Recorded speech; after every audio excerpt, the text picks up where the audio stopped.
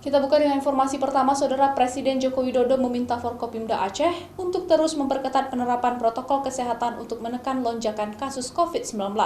Karena menurut Jokowi saat ini kasus COVID-19 di Aceh masih sangat sedikit jika dibandingkan dengan provinsi lain di Indonesia. Hal ini disampaikan Presiden saat melakukan peninjauan posko penanganan COVID-19 di Provinsi Aceh. Seperti diketahui, Provinsi Aceh saat ini terkonfirmasi kasus positif COVID-19 berjumlah 1.241 kasus.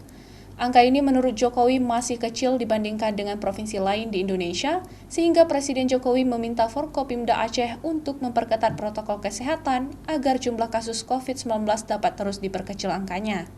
Karena menurut Presiden, kedisiplinan dalam menaati protokol kesehatan merupakan kunci sebelum vaksinasi massal yang nantinya akan dilakukan pada awal Januari 2021 mendatang. Sebab Indonesia telah mendapatkan komitmen 290 juta vaksin COVID-19 dari Uni Emirat Arab dan Cina. Presiden berpesan agar Provinsi Aceh menerapkan sejumlah strategi berbasis lokal untuk mengendalikan angka kasus positif COVID-19 di Aceh semakin kecil, seperti memberlakukan intervensi aturan pembatasan mulai dari tingkat kampung atau desa dan kabupaten kota. Kedisiplinan protokol jadi kunci sebelum yang namanya vaksinasi nanti dilakukan.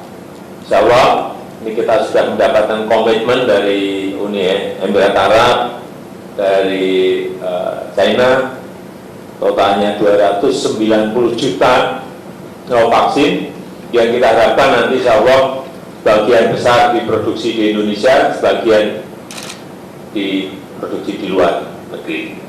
Kita harapkan nanti, insya Allah nanti di bulan Januari sudah mulai kita vaksinasi. Presiden Joko Widodo dan rombongan terbatas melakukan kunjungan kerja sehari ke Provinsi Aceh untuk meresmikan ruas jalan tol pertama di Aceh, memberikan bantuan Presiden produktif kepada 200 pelaku usaha mikro sebanyak 2.400.000 per pelaku usaha mikro, serta melakukan peninjauan posko penanganan COVID-19 di Provinsi Aceh.